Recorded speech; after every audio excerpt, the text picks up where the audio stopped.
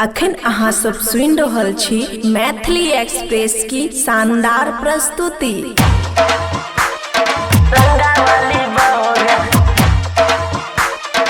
Mixed by DJ Raja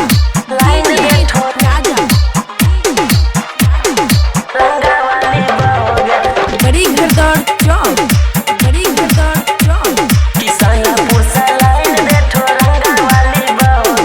Khushi recording studio बलुआ।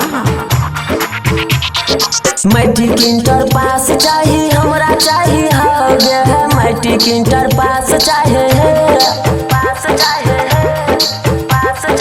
Matric inter pass चाहिए हमरा चाहिए हो गया। सुपौल सलाइन दे ठोरंगा वाली बहोग किसानपुर सलाइन दे ठोरंगा वाली बहोग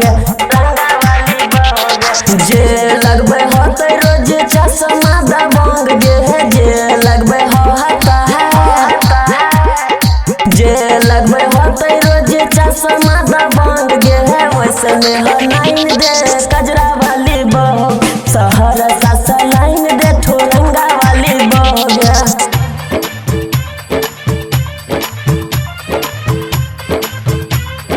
Mixed by DJ Raja Khushi recording studio बलुआ। बड़ी घरदौड़ चौक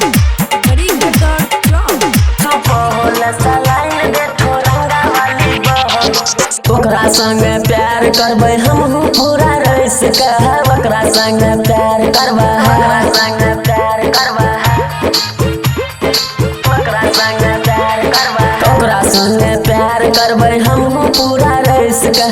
मार्केट में घूमल करते उल्टा अचरा खोस के गई उल्टा अचरा खोस के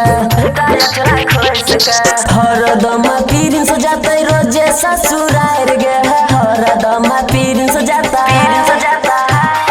हरदम पीरिन से जाते रोजे ससुरार गे मगे पूरा सलाइन दे ठोरंगा वाली बहोग किसानपुर सलाइन दे ठोरंगा वाली बहोग। Mixed by DJ Raja Khushi recording studio बलुआ।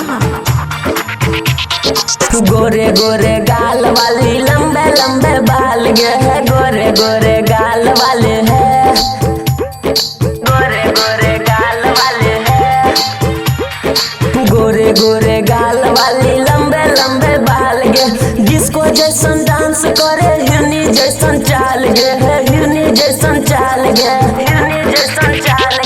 शंभू सुहाग कहे रोजे बाती हो गे है शंभू सुहाग कहे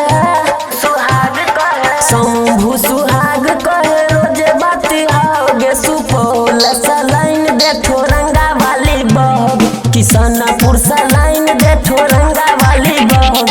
मैट्रिक इंटर पास चाहिए हमरा चाहिए हो गे है मैट्रिक इंटर पास चाहिए मैट्रिक इंटर पास चाहिए हमरा चाहिए हो गे। सुपौल सलाइन दे ठोरंगा वाली बहोग किसानपुर सलाइन